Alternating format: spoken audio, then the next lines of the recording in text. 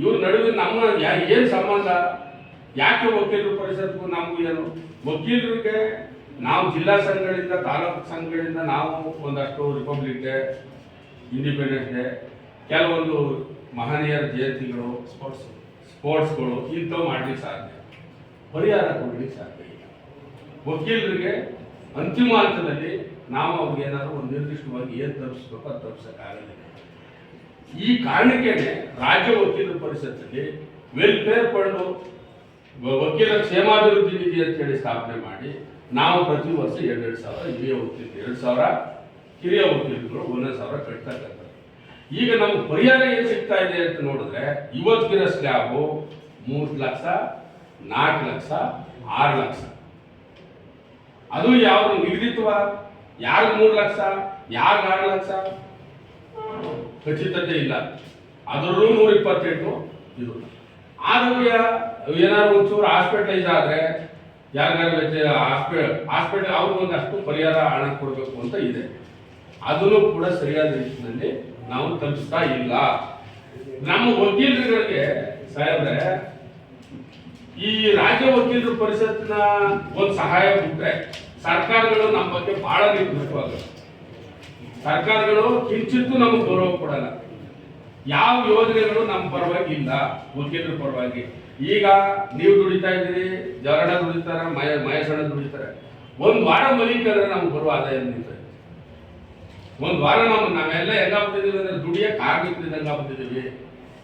ನಾವು ಒಂದು 15 ದಿನ ಮಲಿಕೊಟ್ರಂತೂ ನಮ್ಮ ಮನೆಗಳಲ್ಲಿ ಆರ್ಥಿಕ ಪರಿಸ್ಥಿತಿ ಬರ್ತಕ್ಕಂಥ ಹಣವೇ ಸ್ಟಾಪ್ ಆಗ್ಬಿಡ್ತದೆ, ಬಹಳ ಕಷ್ಟ ಆಗ್ತದೆ. ಒಂದು. ಎರಡನೇದು, ಒಬ್ಬ ವಕೀಲ ಏನಾದ್ರು ವ್ಯತ್ಯಾಸ ಆಗಿ ತೀರೆ ಹೋಗ್ಬಿಟ್ಟ ಅಂತಂದ್ರೆ ಆ ಮನೆಯ ಆ ದಿಕ್ಕೆ, ಯಾಕಂದ್ರೆ ನಾವು ದುಡ್ಡಿಟ್ಟಿಲ್ಲ, ನಾವು ಎಫ್ಟಿಗಳು ಮಾಡಿಲ್ಲ, ಆಸ್ತಿಗಳು ಮಾಡಕ್ ಆಗದೇ ಇಲ್ಲ. ಈ ವೃತ್ತಿಲಿ ಆಸ್ತಿ ಮಾಡಕ್ಕಂತ ಪ್ರಾಮಾಣಿಕ 20% ವಕೀಲರು ಕರ್ನಾಟಕದಲ್ಲಿ 20% ವಕೀಲರು ಮಾತ್ರ ಆರ್ಥಿಕವಾಗಿ ಅನುಕೂಲವಾಗಿರೋದು. 80% ವಕೀಲರುಗಳು ದುಡಿ ತಿನ್ನು. ಮೈಸೂರಲ್ಲಿ ನಾನು ಮಹೇಶಣ್ಣನ ಜೊತೆಲೆಲ್ಲ ನನಗೆ ಸೀನಿಯರ್ ಮಹೇಶಣ್ಣ, ಇವ್ರ ಜೊತೆಲಿ ಕೆಲಸ ಮಾಡಿದವರು ಇನ್ನೂ ಬಾಡಿಗೆ ಬಂದವ್ರೆ. ಇವತ್ತು ಬಾಡಿಗೆ ಬಂದವ್ರೆ ಸರ್, ಒಂದು ಸ್ವಲ್ಪ ಮನೆ ಮಾಡ್ತಾರೆ. ಇದು ನಾನು ಒಬ್ಬ ವಕೀಲನಾಗಿ ನನ್ನ ಇನ್ನೊಬ್ಬ ವಕೀಲನ ಕುಟುಂಬ ಸ್ಟ್ಯಾಂಡರ್ಡ್ ಆಗಿರೋ ಖುಷಿನೋ ಅಥವಾ ಅವನು ಯಾವುದೋ ಒಂದು ರೀತಿಯಲ್ಲಿ ಬಾಡಿಗೆ ಕಟ್ಕೊಂಡು ಎಳೆದಾಡ್ಕೊಂಡು ಡಿ ಗ್ರೂಪ್ ನೌಕರು ಇರ್ತಾರೆ, ಅದಕ್ಕಿಂತ ಕಡಿಮೆ ಜೀವನ ಮಾಡ್ತಾ ಇದ್ದಾರೆ. ಅದು ನೋವಿನ ಸಂಗತಿ. ಅದು ಹಣ ಸತ್ಯ ಹೇಳ್ತೀನಿ. ನಮ್ಮ ವಕೀಲರುಗಳಿಗೆ ಇವತ್ತು ಮೈಸೂರು ವಕೀಲರ ಸಂಘದಲ್ಲಿ ನಾವು ಮಾಡ್ತಾ ಇರೋದು, ಯಾರಿಗಾರು ಒಂಚೂರು ಆರೋಗ್ಯ ವ್ಯತ್ಯಾಸ ಆದರೆ, ಆಕ್ಸಿಡೆಂಟ್ ಆದರೆ ರೋಡಲ್ಲಿ ನಿಂತ್ಕೊಂಡು ನಾವು ವಕೀಲರ ದುಡ್ಡು ಎತ್ತೀವಿ ಅಣ್ಣ. ರಾಜ್ಯ ವಕೀಲರ ಪರಿಷತ್ ಇರುವುದು ಏನಕ್ಕೆ? ಪುಣ್ಯಾತ್ಮರೇ, ನೀವು ಇಷ್ಟು ದಿನ ನಿಂತ್ಕೊಳ್ತಿದ್ರಲ್ಲ, ಇಷ್ಟು ದಿನ ಇದ್ರಲ್ಲ, ನೀವು ವಕೀಲರ ಪರಿಹಾರಕ್ಕೆ ಏನು ಸಮಸ್ಯೆಗೆ ಪರಿಹಾರ ಏನು ಅಂತ ಕಂಡ್ಕೊಂಡ್ರಿ. ಏನು ಫಂಕ್ಷನ್ಗಳು ನಡೆದಾಗ ಸೂಟ್ ಹಾಕೋದು, ನಾನು ಮೈಸೂರು ಬಾರ್ ವಕೀಲರ ರಾಜ್ಯ ಪರಿಷತ್ ಸದಸ್ಯರ ಚರ್ಚ್ಗಳ ಪಕ್ಕ ಕೂತ್ಕೊಳ್ಳಕ, ಅಥವಾ ನನ್ನ ಸಮುದಾಯಕ್ಕೆ ನಾನು ಏನಾದರೂ ಒಂದು ಸೇವೆ ಮಾಡ್ಬೇಕಲ್ಲ. ಅಲ್ಲ ಮರ್ಯ, ಈ ಬೆಂಗಳೂರು ಈ ರಾಜ್ಯ ವಕೀಲರ ಪರಿಷತ್ತಲ್ಲಿ ಬಹುತೇಕ ಜನ ಸರ್ ಚೀಫ್ ಮಿನಿಸ್ಟರ್ ಜೊತೆ ಚೆನ್ನಾಗವ್ರೆ, ಫೋಟೋ ಹಾಕತ್ತಾರೆ. ನಿಮ್ಮ ಮನೆ ಕಿಸಂತ್ರಾಗ ಬಜೆಟ್ ಅಲ್ಲಿ 50 ಕೋಟಿಯೋ 100 ಕೋಟಿಯೋ ತಂದು ವೆಲ್ಫೇರ್ ಫಂಡ್ ಹಾಕಿಸ್ರಿ. ಪ್ರತಿ ವರ್ಷ ಕೇಳೋದು ಎಷ್ಟು ಜನ ಲಾಯರ್ ಸತ್ತೋದರು ಒಂದು ವರ್ಷದಲ್ಲಿ, ಎಷ್ಟು ಜನ ಲಾಯರು ಹಾಸ್ಪಿಟಲೈಸ್ ಆದರು. ಏನ ಕನಿಷ್ಠ 25 ಲಕ್ಷ ಹಣ ನಾವು ಕೊಡಕ್ಕಾಗಲ್ವಾ? ಈ ಸಾರಿ ನಿನ್ನೆ ಪತ್ರಿಕೆಯಲ್ಲಿ ನೋಡಿರ್ಬೇಕು, ಮೀಡಿಯಾಗಳಲ್ಲಿ ನೋಡಿರ್ಬೇಕು, ನಾವೆಲ್ಲ ಗಮನಿಸಿದ್ರಿ ಅಂತ ಅಂದ್ಕೊಂಡಿದ್ರಿ ಮಹೇಶಣ್ಣ. ನಾನು ರಾಜ್ಯ ಸರ್ಕಾರಕ್ಕೆ ಪತ್ರಿಕಾಗೋಷ್ಠಿ ಮಾಡಿ ಒತ್ತಾಯ ಮಾಡಿದ್ದೀನಿ. ಆರೋಗ್ಯ ನಿಧಿ ಸ್ಥಾಪನೆ ಮಾಡಿ ಅದರ ಹೆಸರಲ್ಲಿ 100 ಕೋಟಿ ಇಡಿ. ಅಲ್ಲಿ ಲಾಯರು ಮತ್ತು ಅವ್ರ ಕುಟುಂಬಕ್ಕೆ ಏನಾದರೂ ವ್ಯತ್ಯಾಸಗಳಾದಾಗ ಅವರು ವೈದ್ಯಕೀಯ ವೆಚ್ಚವನ್ನು ಭರಿಸಲಿಕ್ಕೆ ಆ ನಿಧಿ ಸಹಾಯ ಆಗಬೇಕು. ಆರೋಗ್ಯ ನಿಧಿಗೆ 100 ಕೋಟಿ ಕೊಡಿ ಅಂತ ಕೇಳಿದ್ದೀನಿ. ಇದಕ್ಕೆ ಎಲೆಕ್ಷನ್ ಕಾರಣಕ್ಕೆ ಕೇಳಿರೋದಲ್ಲ, ನಾನು ಇದನ್ನ ಬಹಳ ಆತ್ಮಪೂರ್ವಕವಾಗಿ ಇದು ನನ್ನ ವಕೀಲರ ಕೂಲಕ್ಕೆ ಆಗಲೇಬೇಕು ಅಂತ ಕೇಳಿದ್ರು. ಒಂದು. ಎರಡನೇದು, 100 ಕೋಟಿ ಹಣನ 4 ಲಕ್ಷ ಬಜೆಟ್ ಕರ್ನಾಟಕ. ಯಾವ್ಯಾವುದೋ ನಿಗಮಗಳು, ಜಾತಿಗೊಂದು ನಿಗಮಗಳು, ಉಪಯೋಗಕ್ಕಿಲ್ಲದಿರುವಂತ ಇದನ್ನೆಲ್ಲ ಮಾಡಿ ನೀವು ದುಡ್ಡು ಹಂಚಿರಲ್ಲಪ್ಪ. ನಮ್ಮ ವಕೀಲರ ಕಲ್ಯಾಣ ನಿಧಿಗೆ 100 ಕೋಟಿ ಕೊಡಿ, ವಕೀಲರ ಕಲ್ಯಾಣ ನಿಧಿಗೆ 100 ಕೋಟಿ ಕೊಡಿ, ಆರೋಗ್ಯ ನಿಧಿ ಸ್ಥಾಪನೆ ಮಾಡಿ ಅದಕ್ಕೆ 100 ಕೋಟಿ ಕೊಡಿ ಅಂತ ಪ್ರೆಸ್ ಮೀಟ್ ಮಾಡಿ ಕೇಳಿದ್ದೀನಿ. ಇದು ಎಲ್ಲ ಕಡೆನೂ ಪತ್ರಿಕೆಯಲ್ಲಿ ಓದಾರೆ, ತಾವು ಪತ್ರಿಕೆಯಲ್ಲಿ ಗಮನಿಸಿದ ಅನ್ಸುತ್ತೆ, ಕೆಲವರು ಗ್ರೂಪ್ಗಳಲ್ಲಿ ನೋಡಿದ್ದಾರೆ ಅಂತ ನಾನು ಹೇಳಿರ್ತಕ್ಕಂಥದ್ದು. ಸೊ ನಾನು ಈ ಚುನಾವಣೆಯಲ್ಲಿ ಗೆದ್ದರೆ ಸರ್ ನನಗದೊಂದು ಅಧಿಕಾರವಲ್ಲ, ಅದೇನು ವಕೀಲರು ರಾಜ್ಯ ವಕೀಲರ ಪರಿಷತ್ನ ಪೋಸ್ಟ್ ಹೇಳ್ಕೊಂಡು ಮೆರೆಯುವಂಥ ಪೋಸ್ಟು ಅಲ್ಲ, ಅದು ಸತ್ಯ ಹೇಳ್ತೀನಿ, ಅದೇನು ಅಲ್ಲ. ಆದರೆ ನಮ್ಮ ವಕೀಲರ ಸಂಘದಿಂದ ರಾಜ್ಯ ಪರಿಷತ್ನಿಂದ ಕನಿಷ್ಠ ಯಾವ್ದಾದ್ರು ವಕೀಲರು ನಿವೃತ್ತಿ ಆದಾಗ, ಈಗ BP ಶುಗರು ಏನೋ ಬಂದು ಅಥವಾ ಪ್ರಾಕ್ಟೀಸ್ ದೇಹ ಸ್ಪಂದಿಸೋದು ಪ್ರಾಕ್ಟೀಸ್ ಮಾಡೋಕ್ಕಾಗಲ್ಲ, 25 ವರ್ಷ 30 ವರ್ಷ ಪ್ರಾಕ್ಟೀಸ್ ಮಾಡಿರ್ತಾರೆ. ನಾನು ಸರಳ ಮಾಡ್ಬಿಡ್ತೀನಪ್ಪ ನನ್ನ ಸನ್ನದ್ದು ಅಂದರೆ ಆ ವಕೀಲರು ತನ್ನ ಅಂತಿಮ ದಿನಗಳನ್ನ ಸ್ವಾಭಿಮಾನದಿಂದ ಗೌರವದಿಂದ ಘನತೆಯಿಂದ ಕಳಿಬೇಕಲ್ವಾ? ಇದೇ ಅಲ್ವಾ ಬಾಬಾ ಸಾಹೇಬ್ರ ಆಸೆನೂ?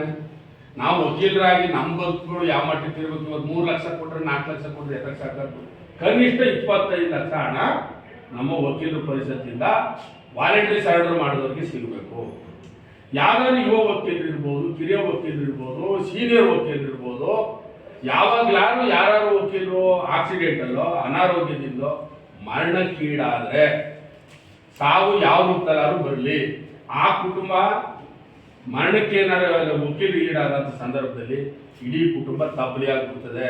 ದುಡಿಯೋ ವ್ಯಕ್ತಿ ಕಳ್ಕೊಂಡ್ಬಿಟ್ರೆ ಆ ಕುಟುಂಬನೇ ದಿಪ್ಪು ದೆಸೆ ಇಲ್ಲದಂಗೆ ಆಗ್ಬಿಡ್ತದೆ. ಇನ್ನೊಬ್ರದ್ದು ಭಿಕ್ಷೆ ಬೇಡಿ ಜೀವನ ಮಾಡೋಕ್ಕಾಗಲ್ಲ. ಆಗ ಆ ಕುಟುಂಬಕ್ಕೆ ಕನಿಷ್ಠ 25 ಲಕ್ಷ ಹಣ ಸಿಕ್ಕಿದ್ರೆ ನನ್ನ ಹೆಂಡತಿ ಮಕ್ಕಳು ನನ್ನ ಕುಟುಂಬ ಧೈರ್ಯದಿಂದ ಜೀವನ ಮಾಡ್ಬೋದು. ಆ ಸಾಯುವಂಥ ವ್ಯಕ್ತಿನೂ ಕೂಡ ಅಯ್ಯೋ ನಾನು ಸತ್ರ ಒಂದು 25 ಲಕ್ಷ ನನ್ನ ಕುಟುಂಬಕ್ಕೆ ಸಿಕ್ಕುತ್ತೆ, ನೀವು ಹೆದರ್ಕೋಬೇಡಿ ಅಂತಾರು ಹೇಳ್ಬೋದು ಅಲ್ವಾ?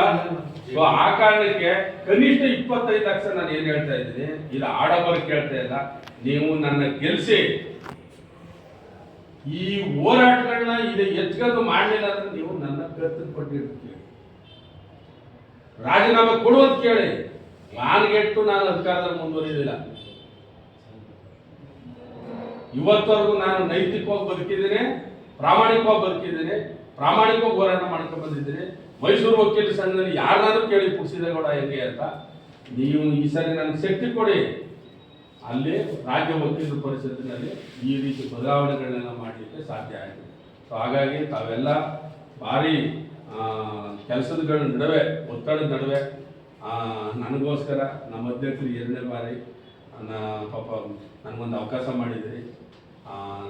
ತಾವೆಲ್ಲ ನನಗೆ ಆದಷ್ಟು ಫಸ್ಟ್ ಪ್ರಿಫರೆನ್ಸ್ ಕೊಟ್ಟರೆ ಸರ್ ಯೋಗ್ಯತೆ ನೋಡಿ ನೀವು ಡಿಸೈಡ್ ಮಾಡಿ. ಕಮಿಟ್ಮೆಂಟ್ ಅಂದರೆ ಅದು, ಕಮಿಟ್ಮೆಂಟ್ ಅಂದರೆ ಅದು. ಇಲ್ಲಿ ನಿಮ್ಮ ಕೈಲಿ ದುಡ್ಡು ಕೊಟ್ಬಿಟ್ಟು ಎಣ್ಣೆ ಹೊಡಿಸ್ಬಿಟ್ಟು ಕಬಾಬ್ ತಿನ್ನಿಸ್ಬಿಟ್ಟು ನಾಳೆ ದಿನ ನಮ್ಮ ಹೆಂಡತಿ ಮಕ್ಕಳು ತಪ್ಪಲಿ ಆಗುತ್ತೆ. ಸತ್ಯವ್ರಿಗೆ ತಿನ್ನಿ ಕೊಟ್ಟರೆ ಪುಣ್ಯಾತ್ಮರು ಎಲ್ಲೆಲ್ಲ ಇರ್ಬೋದು, ಮಾಡಿ, ಬೇಡ ಅಂತ ಹೇಳಲ್ಲ ನಾನು. ನಮ್ಮ ಕುಟುಂಬದ ಬಗ್ಗೆ ಸ್ವಲ್ಪ ಯೋಚನೆ ಮಾಡಿ.